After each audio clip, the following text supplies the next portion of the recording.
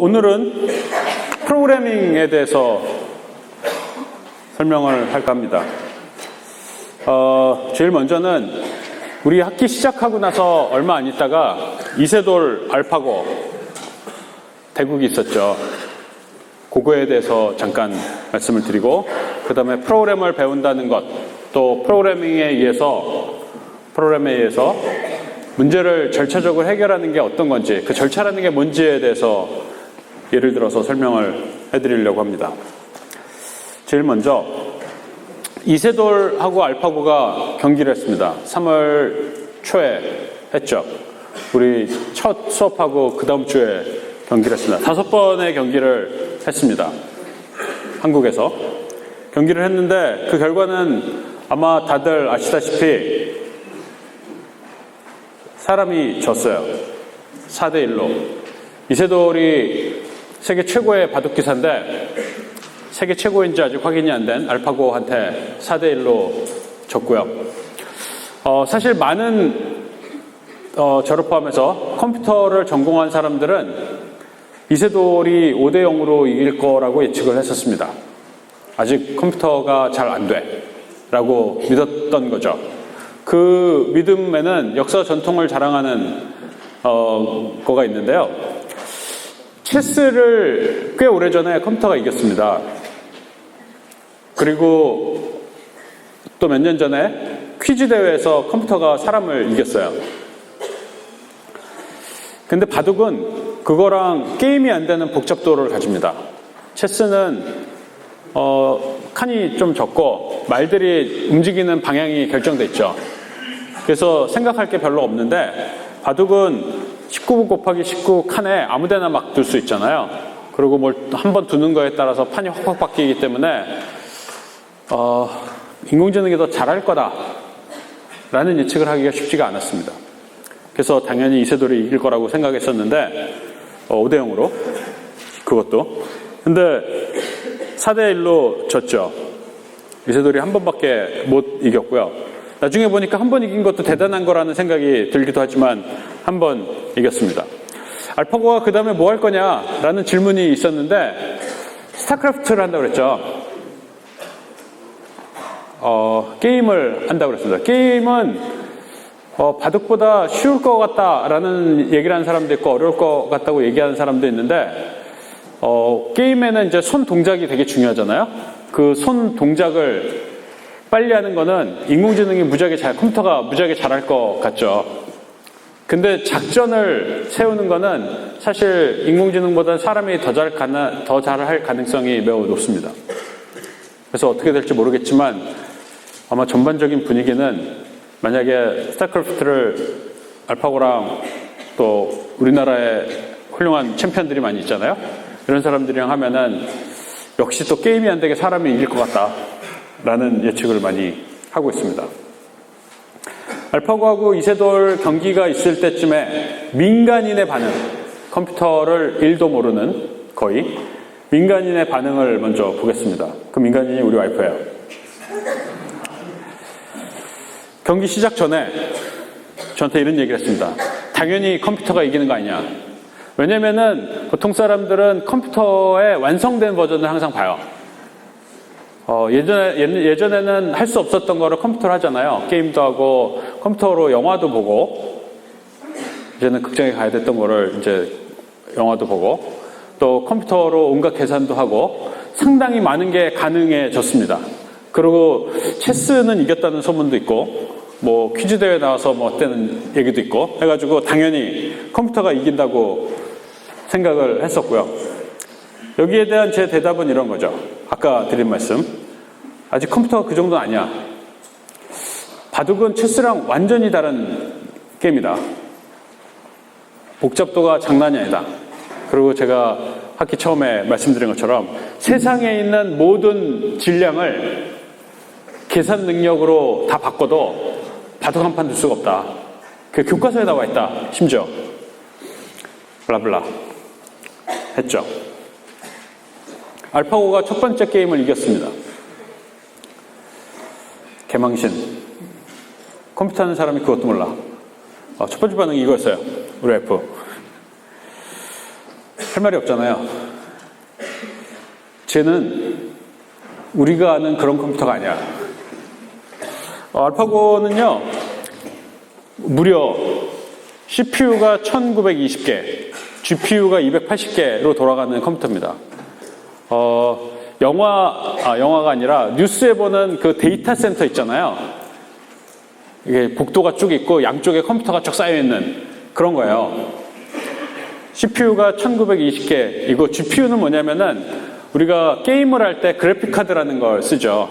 컴퓨터에 이제 화면을 만들어주는 또 그래픽 게임을 할 때 이제 그 캐릭터들을 그려주는 그 프로세서가 있는데 그게 GPU입니다. 이 GPU는 아주 빠르게 단위 계산을 하는 능력이 있습니다. 그래서 아주 잘 정의된 문제에 대해서는 이쪽 CPU, 우리가 아는 펜티엄 이런 애들보다 훨씬 더 빠르게 일을 처리합니다. 훨씬 더라는 게 10배 이런 게 아니에요. 그러니까 몇백 배, 몇천 배 이렇게 빨리 일하는 애예요. 그러니까 요즘에는 그래픽 카드가 컴퓨터보다 더 비싸고 그러잖아요. 그러니까 요 하나하나가 옛날 기준으로 보면 다 슈퍼컴퓨터인 겁니다. 이런 것들이 몇백 개, 그 다음에 펜티엄 같은 CPU가 몇천 개, 이런 게 사용돼서 돌아가는 애라는 거죠. 그러다가 알파고가 두 번째 판도 이겼죠. 거봐. 이제 변명이 필요 없어졌어요. 그날따라 집에 인터넷이 좀 느렸어요. 그래가지고 제가 할 말이 없어가지고 구글이 바둑 두느라고 세상에 있는 모든 인터넷 그 밴드위스 다 갖다 쓰고 전기도 다 갖다 썼다 라고 거짓말을 했습니다. 실제 어느 정도였냐면요, 아까 그 1920개 CPU하고 280개 GPU가 쓰는 전기가 대강 얼추 계산하면 이 정도예요. 그 CPU, GPU 이런 게 하나가 100W 정도 전기를 써요. 여러분들이 한 번도 보신 적이 없겠지만 여러분 컴퓨터에 들어있는 펜티엄 CPU라는 게 있는데요. 걔가 엄지손가락 1개 반 정도 돼요. 그 정도 크기고요. 그게 100W 정도를 씁니다. 열이 많이 나요. 다리미보다 훨씬 뜨거워져요. 그래서 이제 엄청난 팬이 돌게 되는 거죠. 그걸 식히느라고. 얘가 한 개당 100W씩 맞춰도 1시간에 알파고가 한 220kW쯤 써요. 즉 우리 한 달 전기, 우리 집 보통 가정집의 한 달 전기료를 알파고가 1시간에 쓰는 겁니다. 그래서 바둑 5판을 둘 때 거의 2년치 전기세가 나가요. 반면에 이세돌은 바둑 두면서 커피 10잔, 간판에 2잔 정도씩, 담배 한 보로 이 정도를 피고 돈 겁니다. 아직은 효율적인 측면에서는 인공지능이 조금 갈 길이 멀죠. 아니면 하드웨어를 이제 더 똘똘하게 만들어야 되거나. 그러니까 우리가 영화에서 보는 작은 로봇이 엄청난 지능을 가지고 세상 모든 거를 알고 모든 결정을 해주고 하는 거는 아직은 시간이 더 필요하다는 거를 알파고가 얘기하고 있고요. 이거 말고 실제 이제 바둑을 두고 그 바둑 둔 언저리에 있던 사람들 얘기도 있습니다. 첫 번째는 이세돌이 첫 번째 기자회견, 이때는 우리가 바둑 경기를 할 거예요 라고 할 때예요. 그때 이세돌이 한 얘기는 3대2 이런 게 아니고 내가 5대0으로 이길 거다 라고 얘기를 했어요. 당연히 사람이 이길 거다. 왜냐면은 그 전에 있던 바둑 프로그램들의 실력을 알거든요. 또 이세돌이랑 하기 전에 판우이한테 5대0으로 이겼지만 딱 보니까 별거 아니었어. 그래서 당연히 자기가 5대0으로 이길 거라고 생각을 하고 있었습니다.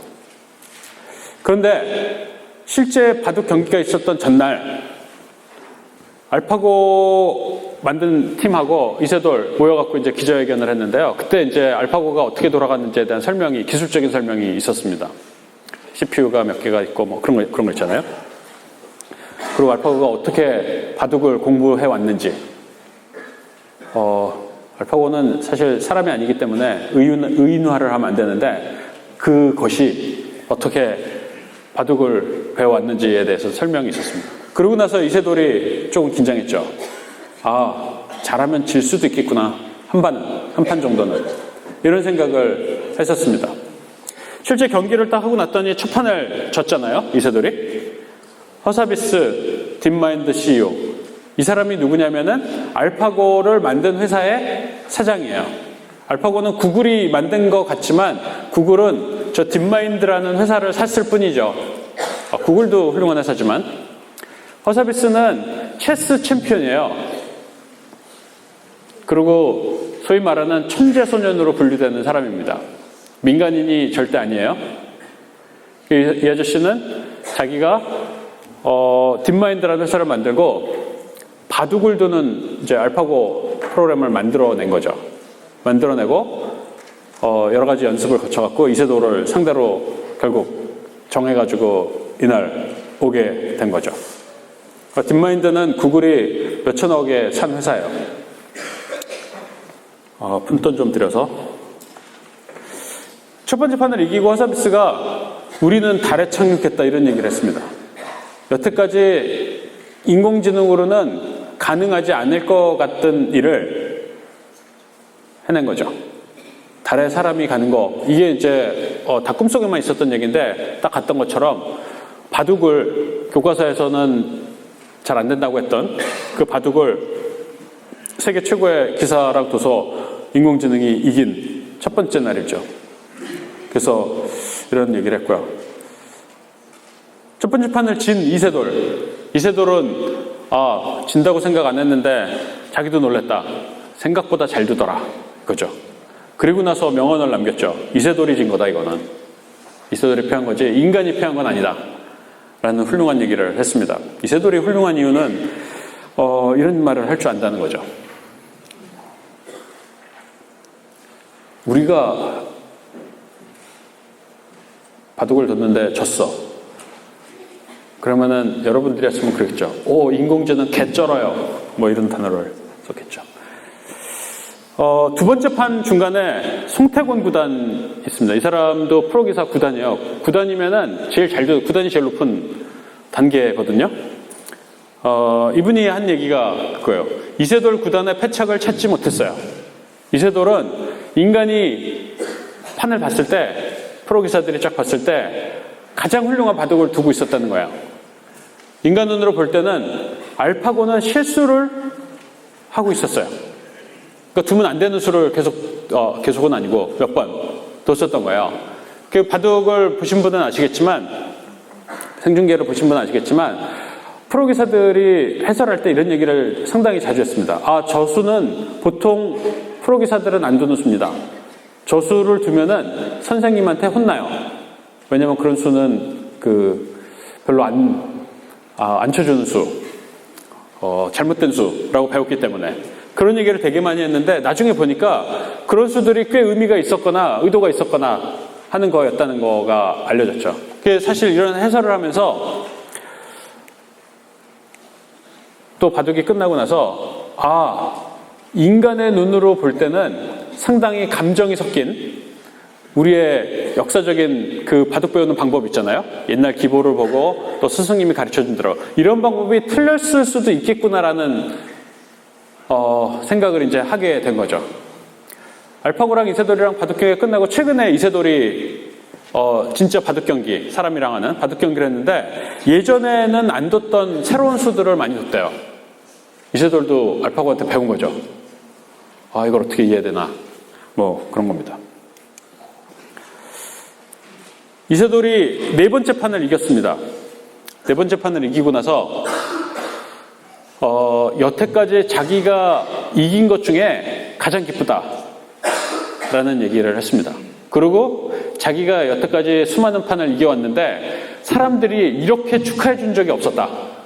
왜냐하면 인공지능을 이긴 최초의 프로기사거든요. 앞으로 이게 이제 어떻게 될지 모르지만 이런 말을 했고요. 다섯 판째를 이세돌이 또 졌죠. 그래서 이제 다섯 번의 대국이 끝나고 나서 이세돌이 한 얘기가 질 수도 있다. 그런데 인간과 인공지능은 다르다. 바둑이 아름다운 경기이고 또 인간이 아름다움을 컴퓨터가 이해하고 두는 게 아니기 때문에 바둑이나 사람의 가치, 인간의 가치는 계속될 거라고 얘기를 했습니다. 이게 되게 중요한 말이죠. 사람이 만든 인공지능인데 그 인공지능은 감정이 없다는 겁니다. 근데 이제 우리가 그 알파고랑 이세돌이랑 경기하는 거를 쭉 보면서 해설자도 그렇고 관중도 그렇고 방송도 그렇고 전부 이세돌을 의인화하는 경향이 매우 높죠. 이세돌이 아니라 알파고를 의인화해가지고 생각하는 경향이 많다는 거를 좀 느꼈습니다.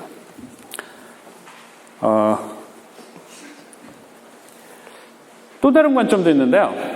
이세돌, 알파고 말고 AI, 인공지능이라는 것 그 자체에 대해서 여러 가지 이슈가 경기가 진행되면서 또 경기 진행되고 나서 많이 나왔습니다. 경기 진행되고 나서 무슨 방송국의 100분 토론은 아니지만 뭐 그런 토론 프로그램에 인공지능에 대한 얘기가 되게 많이 나오고 예전에는 있는지도 몰랐던 인공지능 전문가들이 엄청나게 많이 나왔죠. 거기 이슈가 이런 거죠. AI, 인공지능이 실수를 하는 것처럼 보이는데 그게 의도적인 실수냐. 그러니까 심지어 네 번째 판을 알파고가 졌잖아요. 일부러 져준 거 아니냐. 어떡하나 보려고 뭐 등등 그런 얘기가 있었죠. 그 다음에 이제 실수는 아니지만 사람들이 인공지능 프로그램을 소프트웨어를 만들기 때문에 사람들이 프로그램을 하는 과정에서 버그가 있을 수 있다라는 겁니다. 또 하나는 사람이 프로그램을 했는데 인공지능이 그 프로그램 위에서 직접 돌아가는 게 아니라 많은 데이터를 가지고 학습을 해서 어떤 결론에 도달하게 되는데 그 알고리즘이 우연하게도 그 학습한 데이터를 가지고 만든 결과가 정확하지 않을 때도 있다는 거죠. 당연히 오류가 있겠죠. 이럴 때 어떡할 거냐. 예를 들면은 인공지능이 병을 진단하는 데 사용됐어요. 근데 인공지능이 이 병을 그러니까 데이터를 보고 너는 암에 걸렸어요. 너는 당뇨병이에요. 라고 얘기를 해줘야 되는데 그때 일부러 암에 안 걸렸는데 일부러 암에 걸렸다고 하거나 암에 걸렸는데 일부러 암에 안 걸렸다고 하거나 뭐 이럴 수도 있고 아니면은 이전의 데이터로 학습을 한 결과 잘못 판단을 한 거예요.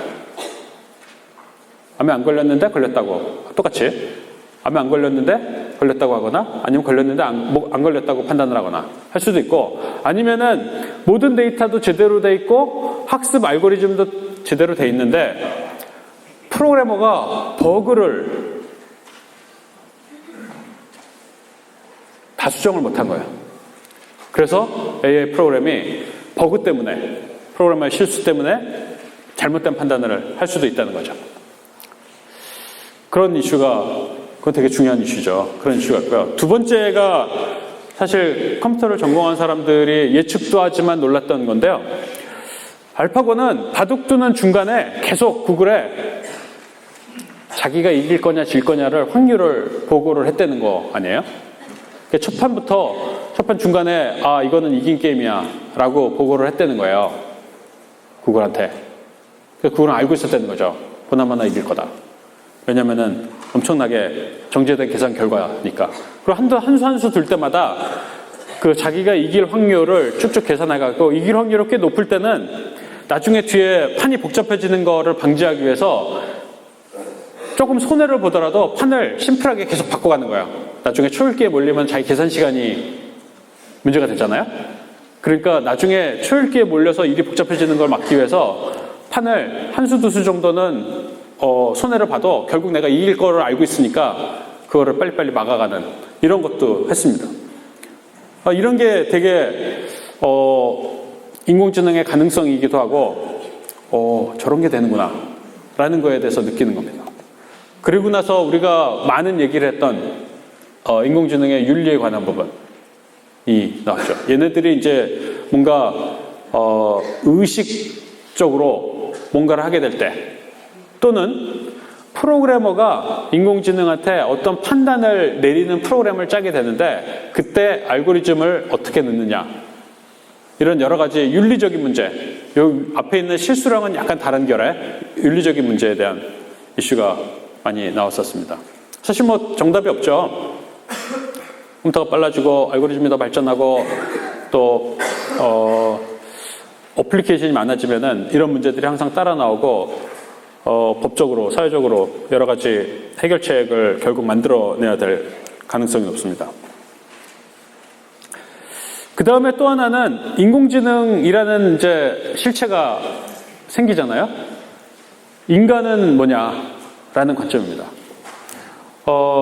요분, 아자왕 박사라고 우리가 계속 했죠. 전문 용어로 대리기사죠, 대리기사.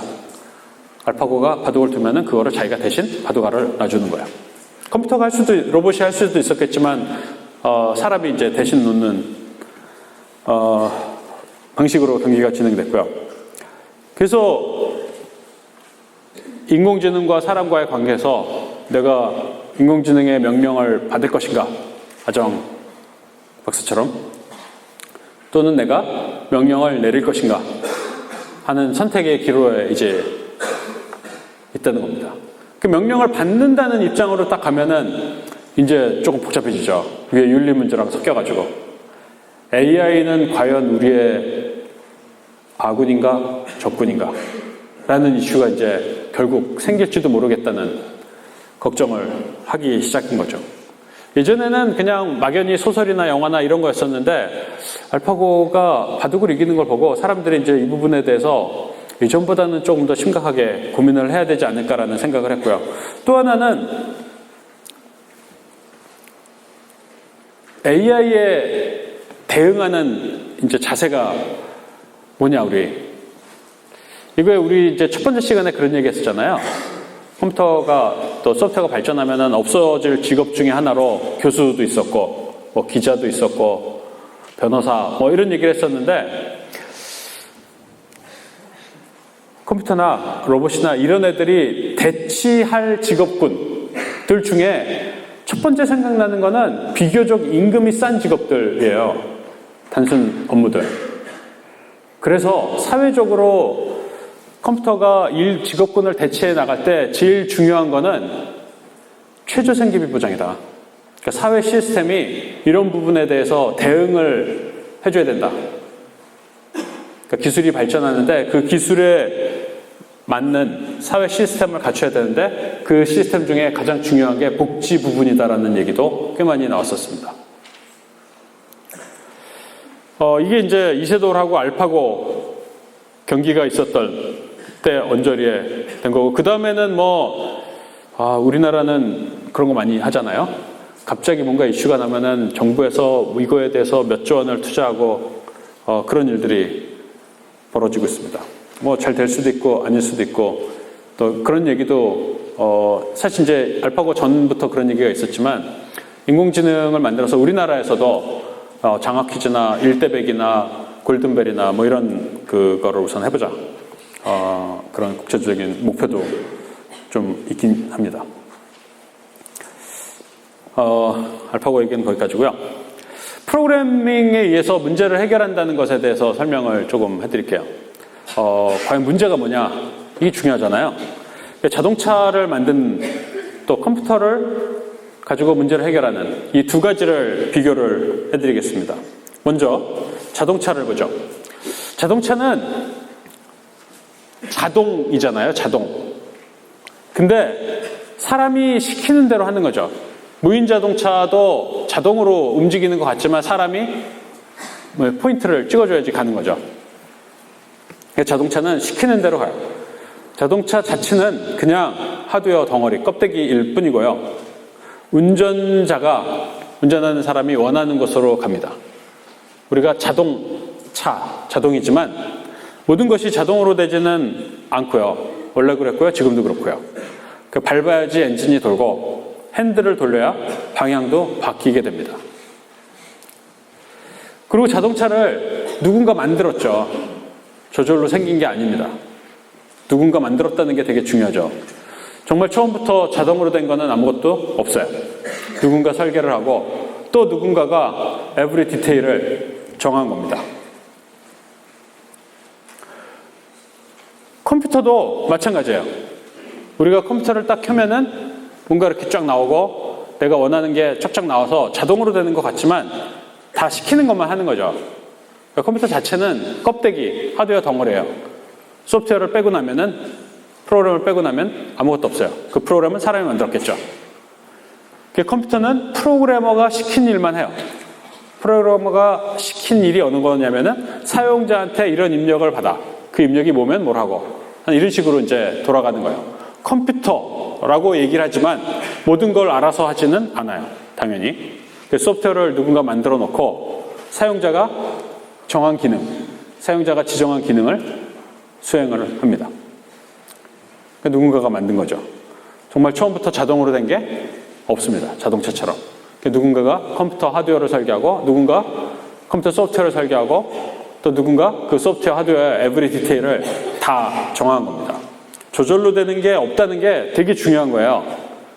우리는 이미 문명화된 사회, 특히 컴퓨터와 관련해서는 많이 돼 있는 시점에 여러분들이 태어나셨고 그 다음에 많이 돼 있는 상태에서 대학에 오셨고 했기 때문에 정말로 많은 게 자동으로 되는 거라고 생각하시겠지만 실제로 자동으로 되는 거는 아무것도 없습니다.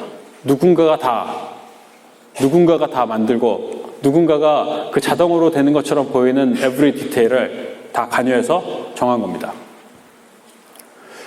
컴퓨터가 보통 하는 일은 문제 해결이라고 합니다. 그 문제라는 것이 우리가 생각하는 그 부정적인 문제가 아니라 컴퓨터가 하는 모든 사용 목표, 컴퓨터가 이용되는 목적, 이런 것들이 다 문제인 거죠. 그 문제라는 것이 대개 두 종류라고 그랬죠. 큰 개념적으로 나누면 하나는 이전에 원래 사람이 하던 일들, 이거를 생산성 높게 하는 일이에요. 은행 업무, 학교 업무, 이런 것들. 워드 프로세서, 파워포인트, 지금처럼. 이전에 있던 것의 생산성을 높이는 일들이 있고요. 그 다음에 전혀 새로운 가치를 만들어주는 일이 있습니다. 검색. 예전에는 없었던 거잖아요. 게임, 또 소셜미디어. 이런 두 종류의 문제가 있고요. 그 문제들은 모두 사람이 정의합니다. 사람이 그 문제를 정의하고 또 사람이 그 문제를 해결하는 절차를 제시를 하고 그거를 소프트웨어로 바꿔갖고 컴퓨터에서 실행을 하는 거죠. 근데 그 문제의 대부분은 생각보다 복잡해요. 그 복잡한 이유는 그 문제가 처한 다양한 상황이 있고 또 다양한 데이터가 있기 때문입니다. 생각보다 복잡해요. 그리고 그 상황에 따라서 답이 달라요. 그래서 어떤 문제에 대해서 그 문제를 해결하는 완벽한 또 더구나 간단한 정답은 없습니다. 보통 이런 정답이 있는 문제가 없어요. 그 상황에 따라 또 데이터에 따라 여러 가지 답이 있고요. 그 상황에 이런 상황에서는 이게 그래도 거의 정답에 가깝고 이런 상황에서는 이게 거의 정답에 가깝고 이렇게 이제 문제가 해결되는 거죠. 어떤 경우라 하더라도 그 답도 사람이 만들어요. 우리가 컴퓨터에서 해결할 문제를 정의하고 나면은 그 답도 사람이 개입해서 찾아가서 절차로 풀어내서 답을 만들어냅니다. 그 답을 만들어내는 도구가 소프트웨어라는 거죠. 복잡한 문제를 해결하는 절차는 보통 이래요. 이거는 컴퓨터로 해결하던 아니면은 뭐 사회적인 정치적인 문제를 해결하던 여러분들이 가진 뭐 그냥 사소한 문제를 해결하던 다 똑같은데 그 복잡한 문제를 해결하는 절차는 이런 겁니다. 첫 번째로는 문제를 이해하셔야 됩니다. 문제가 놓인 상황, 또 그 문제가 내포하고 있는, 또 문제가 다루고 있는 여러 가지 데이터들을 아주 잘 살펴보는 단계가 필요합니다. 그러니까 문제를 잘 이해를 해야 되고요. 그 다음에 두 번째가 소위 말하는 디바이드 앤 컨커입니다. 문제를 쪼개서 하나씩 해결해 나가는 건데요. 큰 문제를 조금은 덜 복잡할 것으로 기대하는 작은 문제들로 나눕니다. 그러니까 큰 문제를 쪼개요. 쪼갠 다음에 각 작은 조각 문제들을 머릿속으로 풀어보는 거야. 아, 요 문제의 답은 이럴 거야. 요 문제의 답은 이럴 거야. 요 문제의 답은 이럴 거야. 실제 아직 풀지는 않았지만 이렇게 됐을 때 이 작은 문제들의 답이 큰 문제를 해결하고 있는지에 대한 시뮬레이션을 합니다. 보통 사람들이 다 이렇게 해요. 엄청나게 절차적으로 설명하는 것 같지만 우리가 문제를 해결하는 방식은 보통 이겁니다. 시뮬레이션을 해서 이 작은 조각 문제들에 대한 예측된 답이 큰 문제를 해결하고 있다고 생각이 되면은 이제 그 조각난 문제들을 하나씩 처리해 가는 거죠. 필요하면 그 작은 문제들을 더 잘게 쪼갭니다. 문제를 쪼개면 고민할 거리가 줄어들잖아요. 해결책을 쉽게 찾을 수도 있을 가능성이 높아지죠. 그래서 필요하면 작은 문제를 더 작은 문제로 다시 나눠가지고 이런 과정들을 반복해서 큰 문제를 해결하는 거예요. 그 다음에 이제 작은 문제에 대한 진짜 답을 구하는 방법을 찾는 거예요. 답을 찾는 거는 모든 문제에 다 똑같아요. 논리적인 또 수학적인 요소들이 들어가는 거죠. 간단한 문제는 간단한 논리와 산수가 필요한 거고요. 복잡한 문제는 아주 복잡한 논리와 고도의 수학이 필요하게 됩니다. 늘 그렇듯이.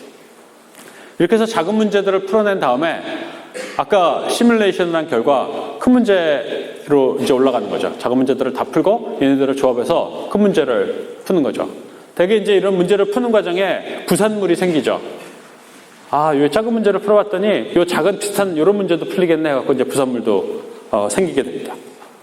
이게 문제를 보통 해결하는 방법입니다. 자동차로 다시 돌아가가지고 자동차가 가진 문제를 해결하는 단계를 한번 살펴보죠. 자동차가 가진 가장 큰 문제는 이거죠. 승객을 내가 원하는 목적지에 안전하게 도달하게 하는 게 자동차가 이용되는 이유입니다. 이게 이제 자동차가 가진 문제예요. 문제라는 게 부정적인 게 아니에요. 우리가 해결해야 될 목표를 문제라고 합니다. 큰 문제를 해결하기 위해서는 작은 문제로 나눠야 된다고 그랬죠. 아직도 큰 문제이긴 하지만 자동차가 굴러가게 해야 돼요. 또 자동차를 원하는 방향으로 움직여야 돼요. 그 다음에 자동차를 쓰게 해야 돼요. 쓰지 않으면 목적지를 지나치게 되죠. 그러니까 자동차한테 제일 중요한 기능은 쓰는 거죠. 쓰고 싶을 때. 그 다음에 약간은 부수적일 수도 있지만 안전하고 편안하게 위 목표, 원하는 곳에 가야 된다는 이 목표를 달성하게 해야 된다는 겁니다. 두 번째 단계는 이 네 가지의 작은 목표들을 더 쪼개는 겁니다. 굴러가게 해야 되려면 엔진이 필요하죠. 엔진의 동력을 바퀴에 전달해야 되죠. 또 원하는 방향으로 가게 하려면 핸들이 필요하죠. 핸들의 움직임을 바퀴에 전달해야 되죠. 또 서려면은 브레이크 페달이 필요하죠. 내가 이제 의지를 가지고 세워야 되니까 브레이크 페달이 필요하고 그 페달의 움직임을 바퀴에 전달해서 바퀴를 서게 해야 되죠. 그리고 기타 등등이 필요합니다. 깜빡이도 필요하고 전조등도 필요하고 에어백도 필요하고 에어컨도 필요하고 내비게이션, 블랙박스, 쿠션도 좋아야 되고 등등등등 많은 문제들이 이제 산적하게 있는 거죠. 얘를 이제 더 쪼개는 거예요. 아까 굴러가게 해야 된다에 엔진이 필요하다고 그랬잖아요. 엔진을 어떻게 할 거냐 라는 이슈에 봉착하게 됩니다. 엔진을 만들어야 되죠. 엔진을 만들어야 되는데 휘발유 엔진을 할 거냐, 경유, 디젤 엔진을 할 거냐, 아니면 전기 모터를 쓸 거냐, 이런 선택을 하게 됩니다. 선택을 한다는 것은 뭐냐면은 여러 가지 상황을 고려해서 내가 가진 선택지 가운데 하나를 선택하거나 여러 개를 섞어서 답을 만들어낼 수 있죠. 예를 들어서 내가 가진 상황은 이런 거예요. 우리나라가 예를 들어 2020년부터 이산화탄소 배출을 0으로 하기로 결정했어요. 도로에서. 그러면 일단 휘발유차는 답이 아니죠. 경유차 이런 애들은. 화석연료는 답이 아니에요. 그럼 무조건 전기를 선택해야 돼요. 전기를 만들 때도 어디선가 이산화탄소가 발생하지만 도로에서는 이제 발생 안 하니까. 이런 상황에 의해서 어떤 답을 선택할 수도 있고, 지금 상황에서는 값이 좀 올라가지만 전기하고 엔진, 휘발유하고 전기를 같이 쓰면은 하이브리드를 쓰면은 천천히 갈 때는 전기로 가고 빨리 갈 때는 효율이 좋은 엔진을 쓰고 해갖고 기름을 덜 먹지 않냐, 이런 선택을 할 수도 있죠. 그래서 여러 가지 선택을 답을 구하는데 동시에 할 수도 있습니다. 근데 문제는 그 선택을 하고 나면은 또 다른 문제가 이제 발생한다는 거죠. 새로 해결해야 될 이슈가 발생하고 또 그 선택이 문제 자체를 바꾸기도 합니다. 예를 들어 휘발유를 선택했어요. 그러면은 연료통을 어떻게 할 거냐, 얼마나 큰 걸 달고 어디다 달고 연료가 얼마나 남았는지 어떻게 측정을 하고 또 기름이 나와갖고 엔진으로 들어가야 되는데 그 사이에 기름이 새면 어떡하지, 이런 고민도 해야 되고, 그러니까 또 다른 문제를 계속 만들어내는 거야. 그러니까 이런 식으로 우리가 문제를 쪼개 나가게 되면은 결국 아주 작은 문제로 만들어지고 그 작은 문제가 해결돼서 점점 큰 문제를 이제 최종적으로 해결하게 되는 것처럼 보입니다. 문제는 이럴 때가 많다는 거예요. 문제를 쪼개고 났더니 이게 이제 해결책이 없어지는 거예요. 나 짜장면이 먹고 싶어요. 딱 했는데 짜장면을 먹으려면 밀가루 반죽을 하고 뭐 저쩌고 아니면은 배달의 민족에 시키면 되죠. 그런 심플한 솔루션이 있지만 내가 만들어 먹겠다고 결심하는 순간 밀가루 이런 데 가가지고 좌절을 하게 되죠. 밀가루를 어떻게 만들어요? 집에서. 사실 문제를 쪼개고 나면은 고도의 전문성이 필요하거나 내가 해결할 수 없는 부분이 생기게 됩니다. 그렇기 때문에 항상 협업이 필요하고 파트너가 필요하게 돼요. 그러니까 자동차를 만들면 수많은 주변 기업들이 생기는 거죠. 그게 이제 문제를 쪼개고 났더니 모든 문제를 내가 해결할 수 없다는 걸 알게 되고 그 문제를 다른 사람이 해결해 놓은 거를 가져다 쓰게 됩니다. 그러니까 우리가 컴퓨터로 문제를 해결할 때 이미 컴퓨터가 있죠. 자동으로 있는 게 아니라 누군가 그 컴퓨터를 만들어 놨다는 거를 인식해야 된다는 겁니다. 그 문제를 쪼개고 나면은 그 작은 문제에 누군가 일이 필요하고 어떤 문제는 작아지니까 진짜로 간단해져 갖고 내가 해결할 수 있게 돼요. 소프트웨어, 프로그래밍 언어 이런 것들을 어떻게 구분하냐면요. 이거는 제가 그냥 구분한 거예요. 사전에 나와 있지도 않고 교과서에도 없고 어떤 사람이 그거 아닌데 그래도 저는 할 말이 없는, 시험에 안 나오는 그런 구분입니다. 컴퓨터 소프트웨어는요. 큰 문제를 해결하는 도구예요. 우리가 어떤 문제를 해결하고 싶어요. 그러면 그거를 해결하는 소프트웨어가 있는 거예요.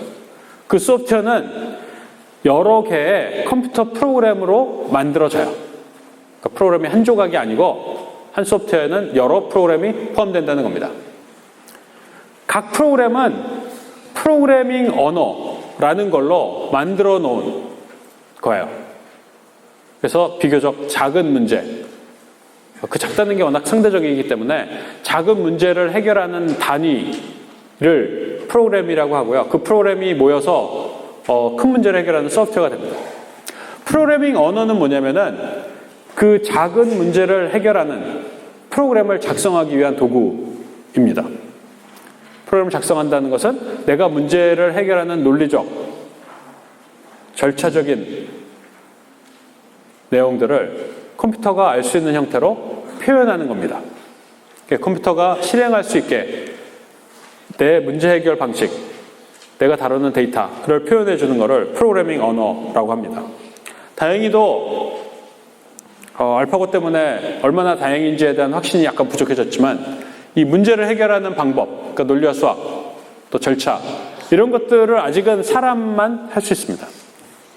컴퓨터가 일부 프로그램을 자동으로 생성해줘요. 아주 기계적인 영역들이 있거든요. 그렇지만 아직은 소프트웨어는 사람만 짜는 걸로 되어 있습니다.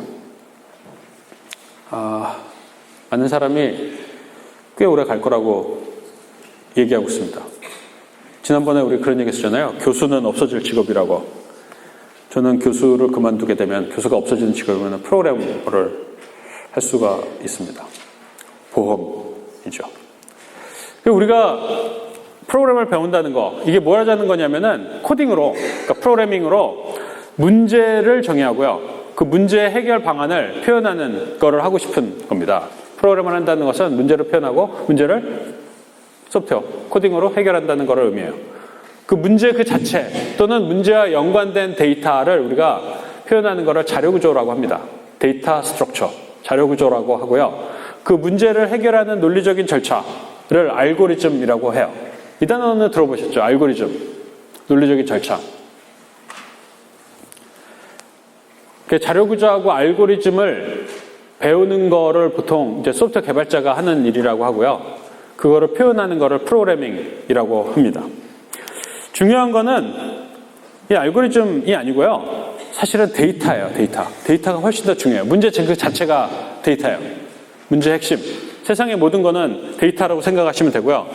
프로그래밍 또 소프트웨어 이런 것들이 하는 일은 데이터를 어떻게 얻어내고 그 데이터의 의미를 이해를 하고 그 데이터를 이용해서 또 다른 의미 있는 데이터를 만들어내는 과정이 프로그래밍입니다. 또 소프트웨어가 하는 일이 이거예요. 그러니까 데이터에 관한 일이 소프트웨어이자 프로그래밍입니다. 그 데이터는 이런 거죠. 기본적으로 단위 데이터라는 게 있어요. 숫자, 문자, 문자열 이런 것들이 이제 단위 데이터인 거죠. 이 단위 데이터는 문자열 정도 되면 이제 약간의 의미를 가지지만 이 개별적으로는 그냥 개별 데이터인 것 뿐이죠. 숫자 0, 마이너스 6, 파이값, 뭐 A라는 문자, 국민대학교 이런 것들이 이제 단위 데이터고요. 보통은 단위 데이터가 아니고요. 이렇게 뭉뚱그려진 구조화된 데이터가 세상에는 있습니다. 학생 그러면은 학생 얼굴 사진 있고 이름 있고 학번 있고 매 학기 성적이 있고 뭐 다른 활동들 이런 것들이 한꺼번에 생각나잖아요. 우리는 사람들은 이런 구조화된 데이터를 조직화된 데이터를 한꺼번에 볼 수 있는 능력이 있습니다. 그래서 소프트웨어를 배울 때 가장 어려운 것 중에 하나가 이 영역이에요. 사람은 이렇게 하는데 컴퓨터에서는 이거를 다 펼쳐놔야 되거든요. 따로따로. 그래야지 컴퓨터가 이거를 처리할 수 있어요. 구조화된 데이터를, 조직화된 데이터를 하나씩 펴가지고 각각 개별 대응을 절차적으로 해줘야 되는 중대한 어려움이 있습니다. 나중에 익숙해지면은 프로그램 개발을 많이 해서 익숙해지면은 그게 이제 별거 아닌 걸로 바뀌는 경우도 많죠. 컴퓨터 소프트웨어를 배울 때 제일 어려운 거는 이 순차적으로 문제를 해결한다는 것하고 이런 조직화된 데이터가 사실은 안에 단위 데이터를 엮어가지고 조직화되어 있다는 것을 냉엄하게 이해하는 겁니다. 또 하나 데이터는 데이터 사이의 관계도 데이터입니다. 예를 들면 실시간 검색어 순위, 금주의 음악 차트 이런 것들은 다른 데이터를 가지고 만들어낸 데이터죠. 그리고 이 데이터를 이용해서 또 다른 걸 할 수 있죠. 예를 들어 매주 음악 차트가 있는데 이번 주에는 뭐가 1등이고 다음 주에는 뭐가 1등이고 이거를 모아놓으면은 봄에는 이런 노래가 유행이구나. 여름에는 이런 노래가 유행이구나. 이런 일이 발생하면 이런 노래가 유행. 이걸 알죠. 알게 되죠. 그러면은 그거를 이용해서 우리는 또 다른 일을 할 수가 있게 됩니다. 또 다른 판단을 할 수가 있게 되는 거죠. 그 판단 결과도 또 데이터죠. 그 데이터가 가장 중요해요. 코딩이라는 것은 그 데이터를 처리하는 과정인데요. 이런 요소로 구성되어 있습니다. 순차적인 접근을 해요. 우리는 학교에 가요. 이렇게 퉁쳐서 얘기합니다. 학교를 간다는 게 엄청나게 복잡한 일이죠. 집을 나오는 것도 자체도 엄청나게 복잡한 일이죠. 집을 나와서 꽤 걸어서 골목도 돌고 계단도 내려가고 해서 지하철을 타고 내려서 버스를 타고 갈아타고 학교에 와서 정문을 통과해서 이런 식으로 세부적인 절차가 있습니다. 그 세부적인 절차 하나하나도 엄청나게 복잡하죠. 이런 것들을 낱낱이 풀어서 차례대로 하는 겁니다. 이거하고 다음에 저거하고 이거를 다 풀어서 놓는 거예요. 이거를 뭉뚱그려 놓은 게 우리 눈에는 자동으로 돌아가는 것처럼 보이는 거죠. 컴퓨터 이렇게 내가 화면에 키보드에 A를 누르면 화면에 A가 나와요. 이게 되게 자동으로 되는 것 같지만 누군가는 이런 일들을 다 하고 있었던 겁니다. 그 다음에 산수화 논리가 필요하죠. 사칙연산 이런 게 필요하고요.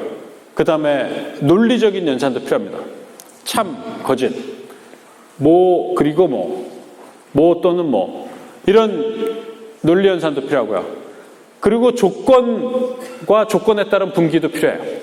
이 조건 분기는 뭐냐면은 비가 오면 소풍을 가요. 비가 안 오면 학교를 가요. 이게 이제 조건 분기죠.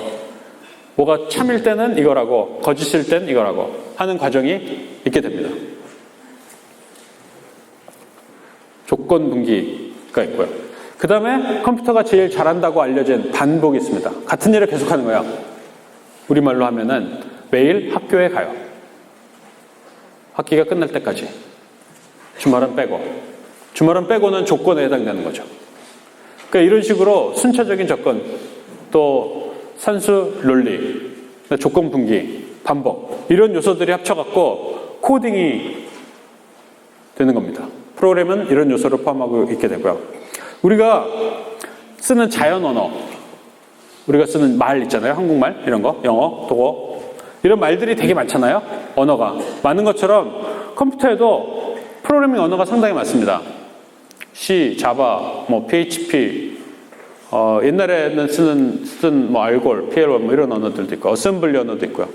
수많은 언어가 있고, 이 TOB 인덱스라고 하는 게 있는데, 이 TOB 인덱스는 세상에서 가장 많이 쓰는 언어를 달마다 조사를 합니다. 냉엄하게 얘기하면 인기투표 비슷한 거예요.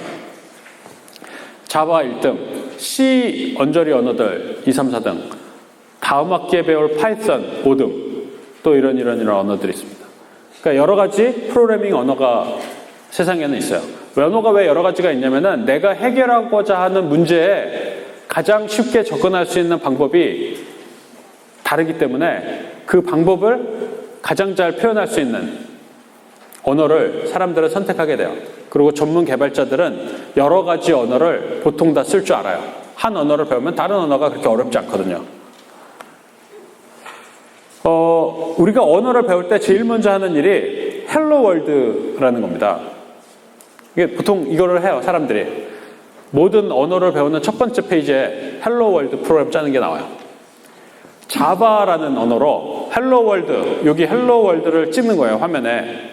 요 찍는 프로그램을 짜려면은 헬로 월드 찍고자 했는데 이런 몇 줄의 프로그램이 필요합니다. 요 슬래시 2개 있는 거는 커멘트 없어도 되는 거고요. 설명을 위한 그냥 문장이고, 요 나머지 5줄이 진짜 프로그램인데 헬로 월드 한 줄 찍기 위해서 이런 부수적인 일들을 해야 됩니다. C라는 언어로 이 프로그램을 짜면은 역시 헬로 월드 여기가 우리가 하고자 하는 일인데 나머지 것들을 해야 됩니다. 우리가 해결하고자 하는 문제는 헬로 월드로 화면에 찍는 것인데 그 문제를 해결하기 위해서 다른 잡다구리한 것들을 많이 해야 돼요. 이거의 장점도 있어요. 이런 거를 해서 결국 C나 자바나 이런 언어들이 가진 장점도 있지만 하여간 이런 복잡한 것들이 있기 때문에 배우기가 좀 어렵죠. 우리가 학기 전에 배웠던 스크래치하고 이번 학기에 배울 엔트리하고 다음 학기에 배울 파이썬을 보면은 아까 것들이랑은 조금 다릅니다. 헬로 월드를 찍는 게 우리의 문제잖아요. 바로 문제의 답을 그냥 적어요. 이렇게 딱 한 줄로. 여기는 커멘트고요. 요게 이제 한 줄 진짜 프로그램인데 헬로 월드를 그냥 프린트 헬로 월드 말하기 해가지고 쉬운 언어들은 바로 문제에 집중할 수 있게 해줍니다. 그래서 배우기가 쉬워요. 비전공자들, 컴퓨터를 전문으로 하는 사람이 아니면은 이런 언어들이 참 좋죠. 특히 파이썬은 많은 비전공자들이 진짜 프로그램을 만들 때 사용을 합니다. 그래서 우리가 문제를 쪼개서 작은 문제를 만든다고 하잖아요. 그 작은 문제, 각 산업 영역별로 작은 문제들이 상당히 많이 있는데 그 문제를 해결하는 결과물들이 많이 있어요. 그래서 파이썬을 배우면은 정말로 빠르게 훌륭한 큰 소프트웨어, 큰 문제를 해결하는 소프트웨어를 만들어낼 수가 있습니다. 반면에 엔트리나 스크래치 이런 애들은 간단하긴 하지만 문제가 조금만 복잡해지면은 사정없이 프로그램이 복잡해져요. 그림으로 돼 있기 때문에. 이해하기가 어려워가지고 진짜 개발자들은 사용하지 않습니다. 진짜 개발자들은 엔트리나 스크래치 이런 거 쓰지 않아요. 이건 교육용 언어예요. 우리가 엔트리를 배우는 이유는 쉬워요.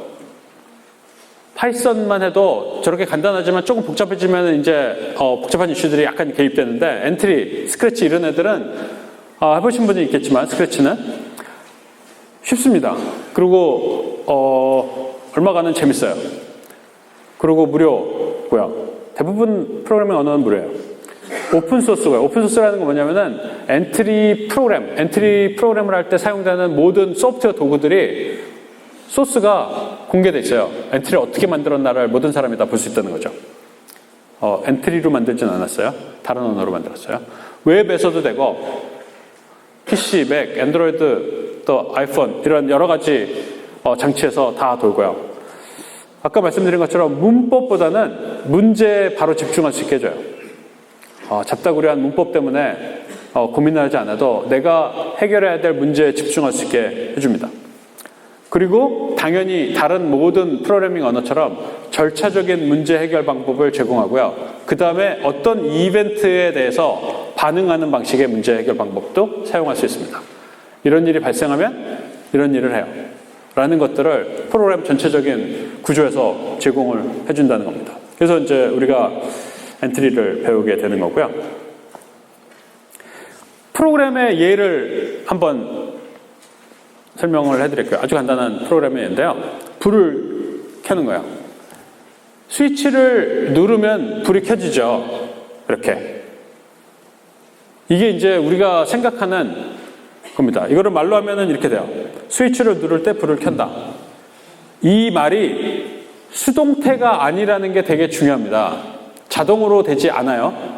그래서 프로그램을 만들 때는 항상 능동태로 가는 거예요. 우리가 켜야 되니까 스위치를 누를 때 불을 켜는 거예요. 이거를 절차적으로 보면은 이렇게 되는 거죠. 스위치가 어디 있는지를 보는 거죠. 그래서 스위치가 on 위치이면 불을 켜고 아니면 불을 끄는 거예요.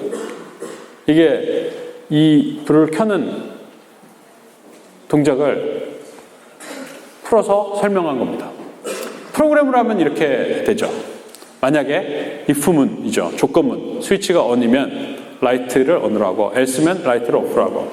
이게 이제 프로그램 방식입니다. 사실 이제 이거는 진짜 프로그램은 아니고요.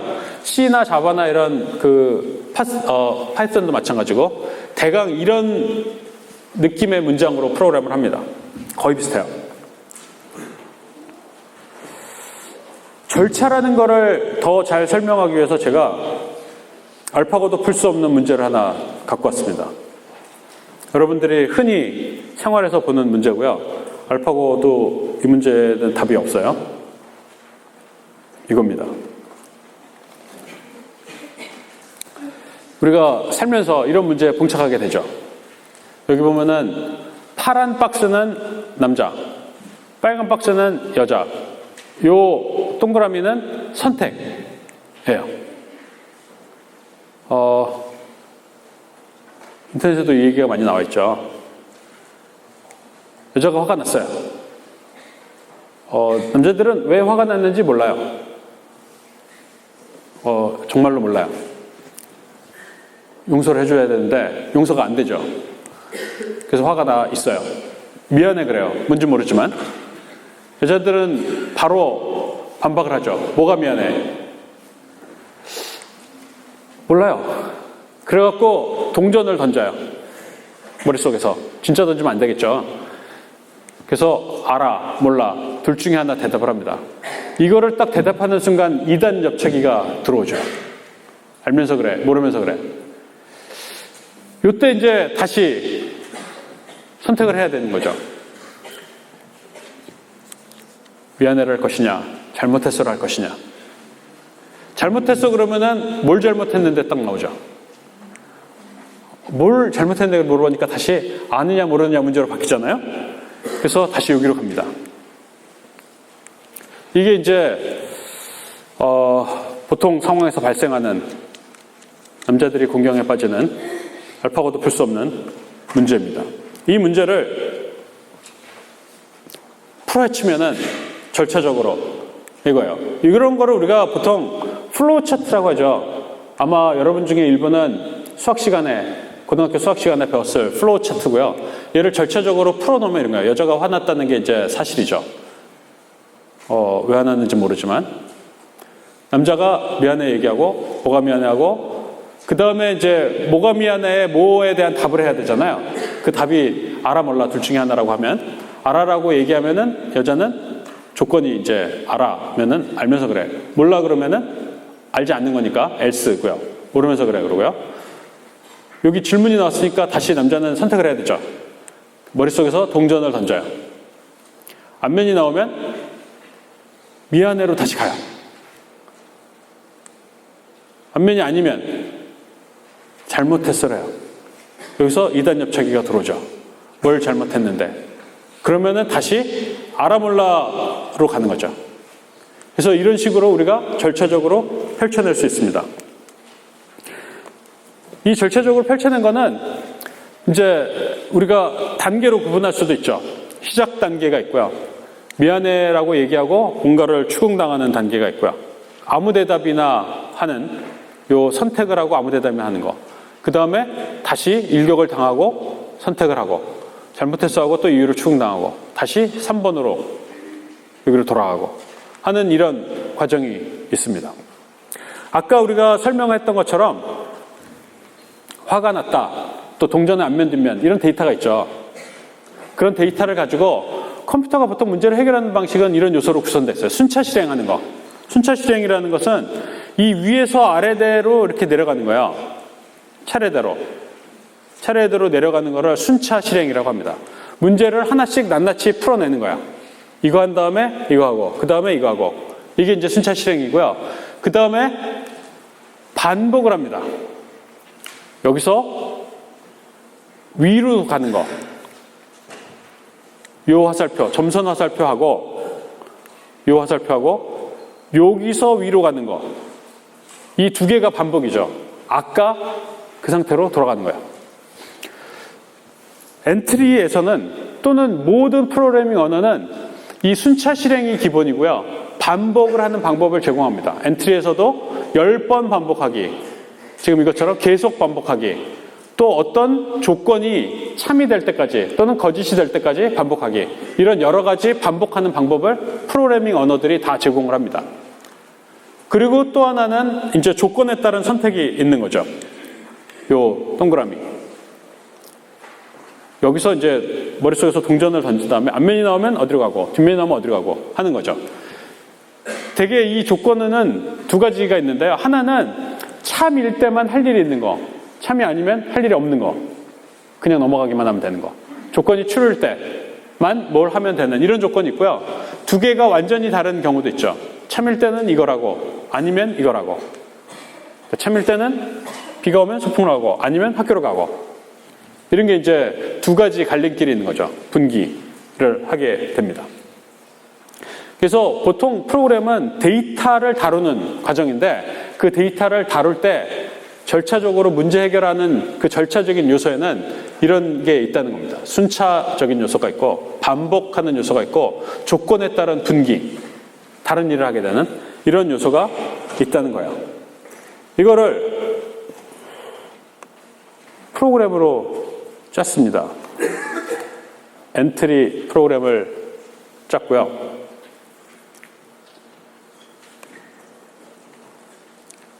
프로그램을 짜고 나면 이렇게 돼요. 이게 이제 순차적으로 블락이 실행되는 거고요. 이 순차 안에 보면은 여기 보면 반복하기가 있죠. 계속 반복하기. 그래서 갔다가 돌아오는 거고요. 여기도 또 반복하기가 있죠. 아까 반복하기 화살표 위로 올라간 게 두 종류가 있었잖아요. 그 반복하기가 여기 또 있고요. 그 다음에 여기 보면은 조건도 있습니다. 만일 이런 조건이면은 이거라고, 아니면 이거라고. 여기도 만일 뭐뭐이면 이거라고, 아니면 이거라고. 그래서 순차와 조건과 반복, 이런 것들이 프로그램에 항상 들어있게 됩니다. 그래서 알파고도 해결할 수 없는 이 문제를 실행해 볼게요. 어떻게 되나? 남자하고 여자가 나왔고요. 미안해. 뭐가 미안해? 몰라.